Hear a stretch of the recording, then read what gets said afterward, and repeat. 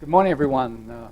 Thank you for inviting me to participate. I was given the topic, the Sun and the Earth's climate. It was not the Sun and the Earth's climate change. If you wanted the Sun and the Earth's climate change, you're probably better off getting Betty Otterbliesner to talk about the effects of the Morning Minimum and things like that on the climate record. So I have interpreted this a little differently, and it's probably a bit different than most of the talks you'll hear today, but maybe you'll learn something, I hope. So I'm going to talk more about what happens to the sun's radiation when it gets to the Earth, and then the radiation going back into space. And so we have this balance here where the sun is shining and there's radiation coming in, and then at the surface of the Earth we have sensible heat and latent heat as ways, in addition to radiation, going back into the atmosphere. And overall, there has to be a balance between these in order to have a balanced climate.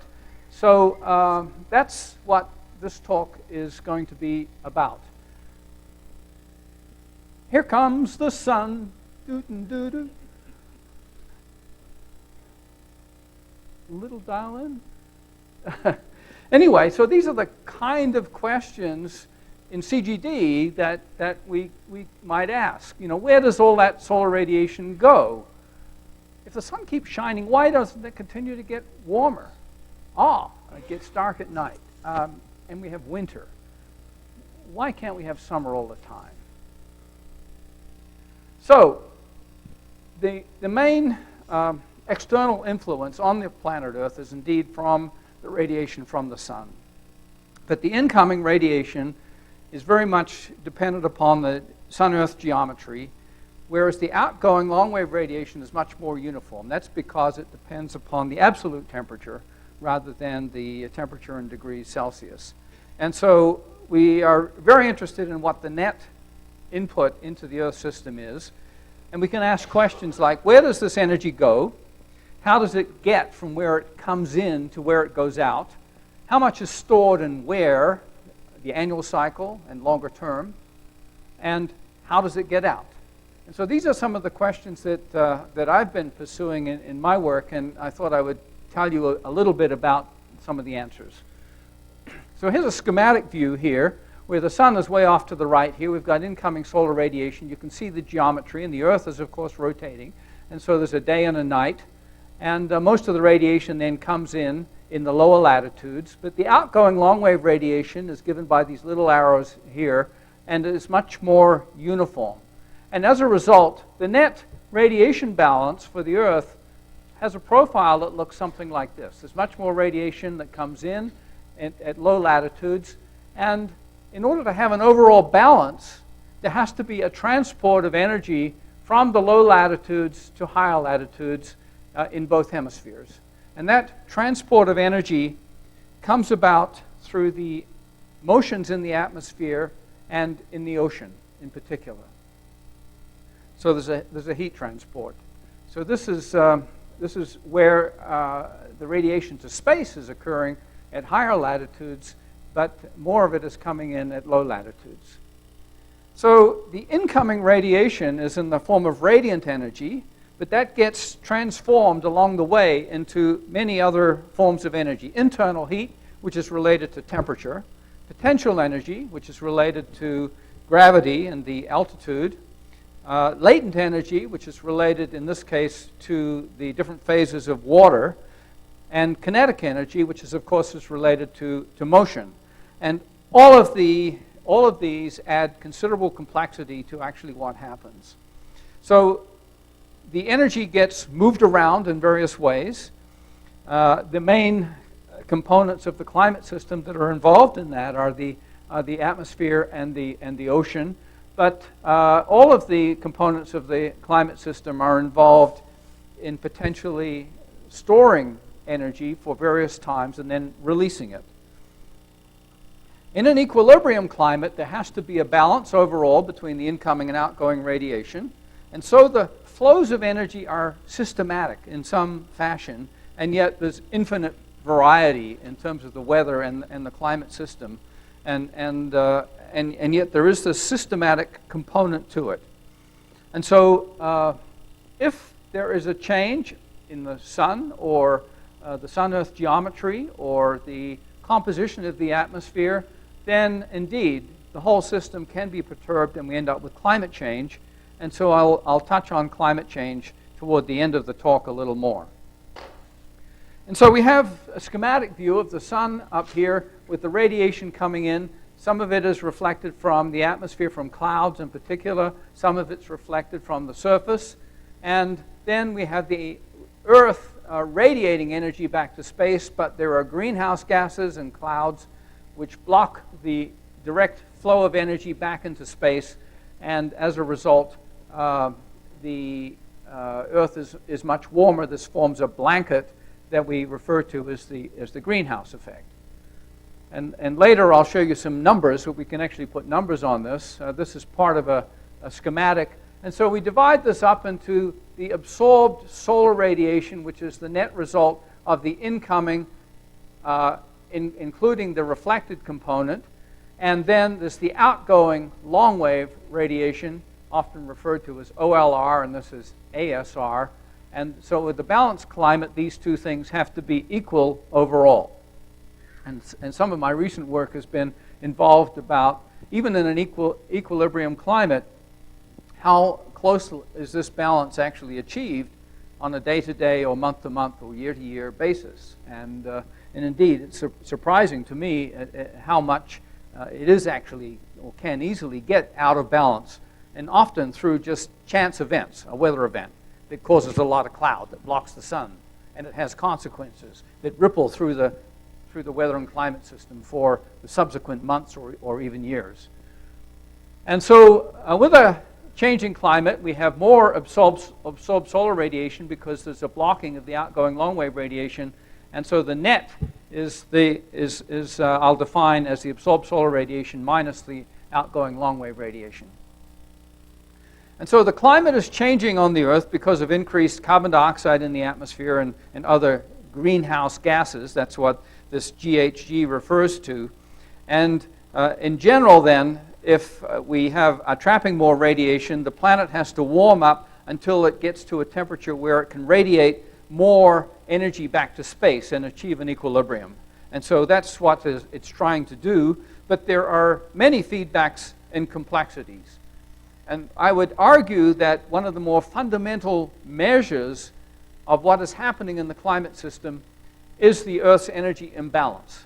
And I've been working on this for some time, but there are now a number of interesting things happening where there's a lot more people getting interested in this particular aspect, and also in monitoring it in new ways, using things like maybe CubeSats and so on. So this is our schematic view from 2009 of the actual numbers of the flows of energy through the climate system. And I don't want to take you through all of those numbers. I just thought I would focus on a few of them. That at the top of the atmosphere, I've got some numbers to the first decimal point. So the incoming, the reflected is about 30%, and the outgoing. And there's an energy imbalance when you sum all of these up, which at that time we estimated as 0.9 watts per square meter. And that varies in the range of probably about 0.5 to 1 watt per square meter. So that's the magnitude of the energy imbalance versus the incoming. And so it's a very small component. And the variability of the sun that you've heard talked about in terms of the radiative forcing is of order 0.1 watt per square meter through the sunspot cycle. And so it's not completely trivial, but it's relatively small because most of this is from the greenhouse effect. So here's some actual measurements. These are relatively recent. These are from the series instrument looking at the absorbed solar radiation is given here, the outgoing long-wave radiation here, and these are in watts per square meter. So this is 360, the largest values. And then this is the net. This is this minus this. And so I'll just point out a few interesting things here. Of course, there's a very strong gradient. The maximum of the solar radiation that's absorbed is in the tropics, and the largest amount is actually in this big region here, the subtropical high pressure system, relatively cloud-free system over the South Pacific.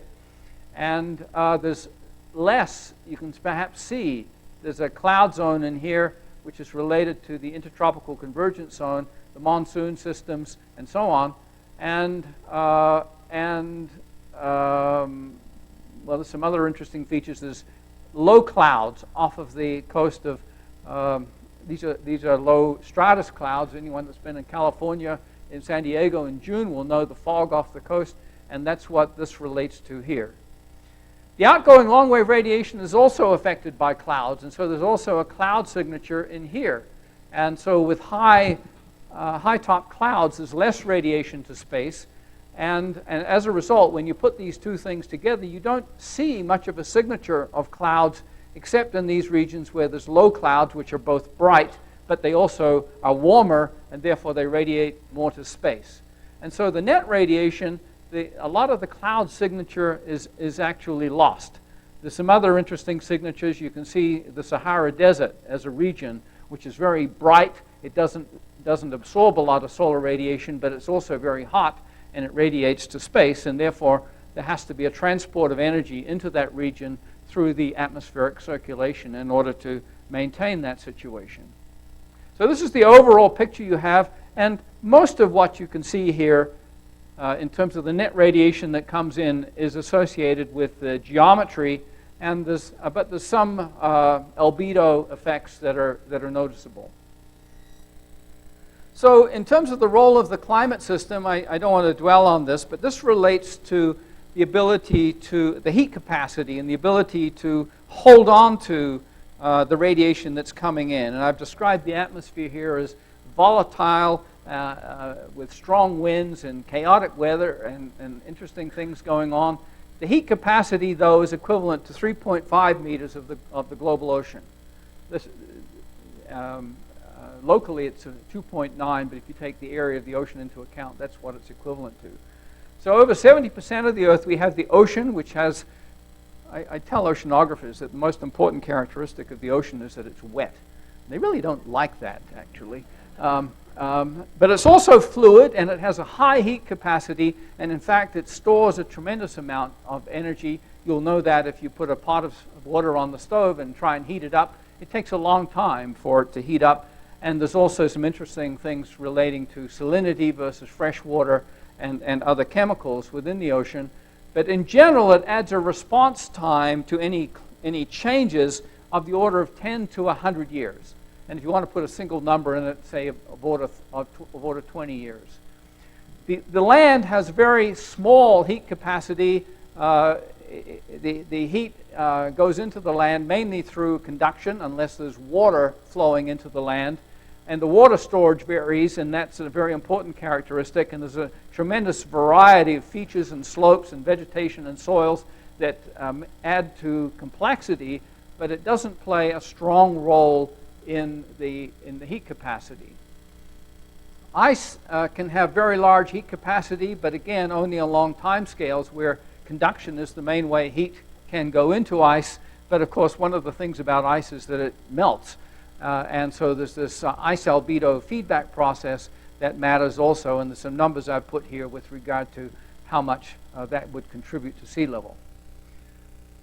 So we have to move heat around in the atmosphere, and one of the main ways that happens in the tropics is through these things called the Hadley Circulation, where there's warm air that converges in the low latitudes and it rises. It causes tremendous amounts of precipitation. There's monsoons involved in this. There's overturning circulation, and this is like what happens in a hot water cylinder. The warm water rises and the cold water sinks, and so there's this overturning, and this transports heat polards in the low latitudes, in the tropics. In the middle latitudes, the main way heat is transported polards is through cold air outbreaks and warm moist air on the other side of a cyclone. These are so-called baroclinic storms, and it transports heat through this process, warms up the high latitudes, cools off the subtropics, receiving the warm air from the Hadley circulation, and moves the heat around very effectively. And of course, this happens most strongly in the wintertime. And here's an example of such a storm. And so this is the framework that we use. Don't worry about the equations at the top here, but here's the radiation coming at the top of the atmosphere. We're looking at the atmosphere as a whole, vertically integrated. This is the radiation at the surface. So here's the surface ocean. This is the net flux at the surface, which is related to the surface radiation, the sensible heat flux, the temperature flux into the atmosphere, and the latent heat flux. So this is evaporation. So this produces evaporative cooling of the ocean that moistens the atmosphere. Now, in the atmosphere, that moisture is then precipitated out in the form of precipitation. So that's the latent heat release in the atmosphere. And then locally, there is movement of heat around, which I've called the divergence of the atmospheric flux of energy, and the similar movement of energy within the ocean. And that's the framework I'm going to use at this point to look at what's going on. So here's what we can deduce is the total heating of the atmosphere, the diabatic heating that goes on in the atmosphere. This is what it looks like. This is a fairly recent calculation for the period 1979 to 2014. There's a very small frictional component, which I'm going to ignore. And what you see here is tremendous amount of heating going on. I haven't got the scale here. I'll show it to you in just a minute. In the low latitudes, and it looks very much like the pattern of precipitation. In fact, in the second panel here, I've got L times P minus E. This is the net moistening of the atmosphere, how much moisture is lost versus how much is gained through evaporation. And you can see the patterns of precipitation here, and it looks very much like that. Let me put the scale down here. So the numbers we're looking at here in these peak values, these are 160 watts per square meter. Does this look like what I just showed you for the net radiation coming in from the sun? Not at all, really. And in fact, it tells you that the main heating that's going on in the atmosphere is completely dominated by latent heating and by dynamics, and not at all by the direct radiation from the sun, or the long-wave radiation, in fact. So how does this relate to what's going on with the sun? Well, we can put these two together, and we can call this, I've called it total heating. It's really the total energy going into the atmosphere, where what we've done is we've replaced the precipitation by the evaporation. So now there's energy in the system, but it's in the form of moisture. So the moistening is included here, and that's what this pattern looks like. And so it's a broad region of over 100 watts or something like that throughout the tropics, but there's some interesting structure to this. So then we now put this together with the net radiation coming in at the top of the atmosphere. So the scale is different here. Sorry about that. But here we've got, these numbers are about 100 watts, and these are also getting up to 80 watts. But the pattern is, you can see, still quite different between these, and the difference is due to what's going on in the ocean. So here's the total heating, which is what I've got here, and it's the radiation at the top of the atmosphere plus the surface flux into the atmosphere, which in this case involves, in particular, evaporation. And so what happens in the tropics is that a lot of the tropics, the sun doesn't get absorbed in the atmosphere. It goes right through into the ocean. And then the ocean moves it around, and a lot of it evaporates. It gets into the atmosphere in the form of moisture, and then that moisture gets realized in the form of precipitation and heats the atmosphere. And the sun doesn't heat the atmosphere directly. And so we can do the difference between these, and this is what it looks like. This is the net surface flux. And so there is heat going into the ocean throughout the tropics here, and it's strongest in the eastern Pacific. There's a cold tongue there. There's very few clouds, and as a result, the solar radiation goes right in there. And the main places where the heat is coming out of the ocean is off the east coast of Asia, over the Kuroshio Current, and off the east coast of North America, over the Gulf Stream, and also into higher latitudes. So this goes right up into higher latitudes. And then in the subtropics down here, and around Antarctica. And so what does this mean? It means that there has to be a transport of energy within the ocean, a transport of heat within the ocean in order to balance these things. And so this is what is happening. There is a movement of energy from these regions, especially up into here and to here, by the ocean currents. And also from here. And of course, a lot of this is the Gulf Stream that moves things up into here, and the Kuroshio current, the big subtropical gyres in both hemispheres, and there's energy flowing down here. And we can actually deduce what the ocean currents are actually doing from this. Let me also show you now what happens if we look at the two seasons of the surface flux. This is June, July, August. This is December, January, February. And remember, my sign is that the surface flux is positive upwards. And so what you see here is the signature of the sun, very strongly. And so the heat is going into the ocean in June, July, August, and it comes out in December, January, February. And it comes out very strongly in these regions here. And this is the time of year, of course, when there's cool or cold, dry air that comes out over the Gulf Stream region, and there are tremendous fluxes of energy. Can easily get over 1,000 watts per square meter, fluxes of energy out of the ocean, cooling the ocean into the atmosphere, and it's primarily through latent energy, evaporative cooling of the ocean, warming the atmosphere. And so you can see these very strong signatures here which relate to the distribution of land. And in the southern hemisphere, of course, it's doing the reverse.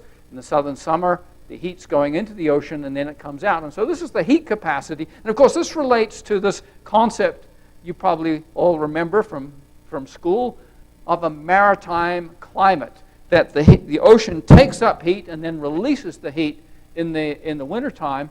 And so the ocean is responding, and the ocean is at its warmest point right at this time of year, in September. And of course, this is the time of year when the hurricanes are most active. If you want to understand the role of hurricanes in moving heat around, ask me in the question period. So where does the heat go? I am running out of time, so I want to go through this fairly quickly. But if we have a small energy imbalance, which is included in that surface flux, most of it, 93% of it, goes into the ocean. And so the main memory of the climate change aspect is in the ocean. And so let's see, I've got that here, greater than 90%, but there are other things that are happening. There's ice that melts, the glaciers are melting, there's melting sea ice, which has to warm. And then there are some complicating factors relating to all of the weather systems that, because moisture is evaporating, a lot of the heat goes into evaporating moisture. It's fuel for hurricanes and rainstorms, and so it can change the cloud, it can change the albedo, and this is the main source of all of the complexity in all of the system. So we wrote a paper that made it to the cover of GRL, and this is an oceanographic ship which has just deployed this Argo float.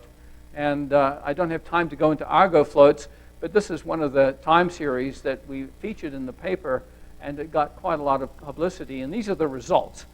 So this is the change in the ocean heat content that was deduced in this article from 0 to 300 meters, the top 300 meters of the ocean.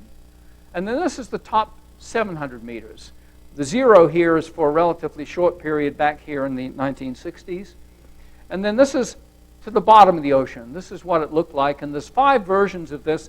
You can see the spread, the uncertainty back in here where there's different instrumentation, mechanical bathythermographs.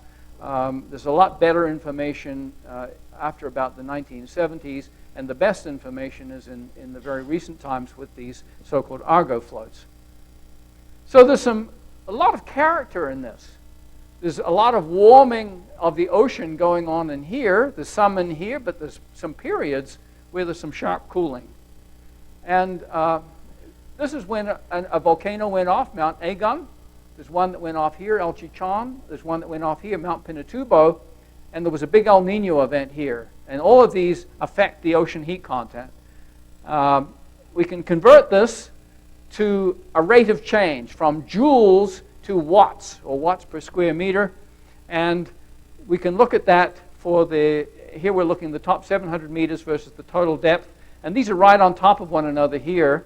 But after this time here, you can see that there's a difference. And there's an implication that more of the heat is going deeper into the ocean. These are the two volcanic eruptions that are showing up here. A lot of this other structure relates to things like El Nino events. But this change that occurred here relates to something that we call the Pacific Decadal Oscillation. And the difference after this is 0.2 watts per square meter, going deeper into the ocean, below 700 meters. And it turns out that's very important. So we have the global mean temperature here. Down the bottom, I've got the decadal values of the global mean temperature in the green. And I've shaded this in to indicate also the Pacific Decadal Oscillation phases.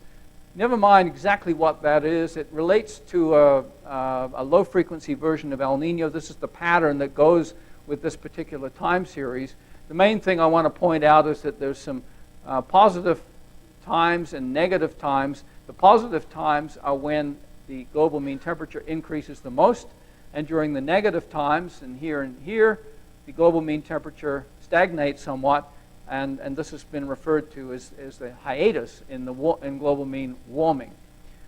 I also want to point out that we think this is change phase. As of March 2014, we've gone into a positive phase. There's a major El Nino occurring now. As a result, the heat is not penetrating into the ocean as much, and the ocean currents are changing. There's a very interactive system relating to the interactions between the changes in the winds and the ocean current associated with this. And so the warmest temperatures on record are now being observed, and we're about 1 degree Celsius above pre-industrial levels, halfway to the so-called magical number of 2, which is the goal to prevent. So after we had done this work, and it was published and got a certain amount of publicity, this woman, Lynn Page, sent me an email, and she said, I write limericks. You can actually go to her webpage and look at her limericks. And she said, I wrote this limerick about your work. There's a clearer analysis forming of the increase in powerful storming, but it's not just hot air about which we should care, for the cold ocean depths have been warming. I thought this was quite good. I said, but what's the title of this? She didn't have a title. And she said, well, I thought about this, but I wasn't sure what the title should be. And so she said, this was the title. And I thought that was excellent. And because with climate change, we are in deep doo-doo. I'm going to leave it there. Thanks.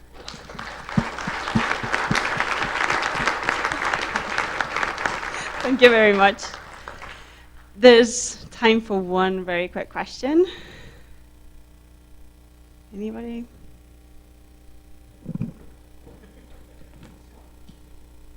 Since the ocean circulation is such a vital issue of how we move heat around, what do you guess it would take to change the circulations, which has been certainly an issue of considerable concern in the past? In the tropics, the winds in the ocean circulation can change much more rapidly, and that's why we have the El Nino phenomenon. And so with the major change in the winds there is a response in the ocean through Kelvin waves and Rossby waves that occur over a period of months. And so this is what actually leads to El Nino events. But as soon as you get into the extratropics, say polewoods of about 30 degrees, the time scales are much longer. They're more like a decade or 2 decades or something like that. And that's what gives this decadal variability, the Pacific decadal variability. It's much more sluggish and slower to respond. So that if there are big changes off of the coast of North America, off of San Diego, say, they're only felt over in Japan 15 years later or something like that.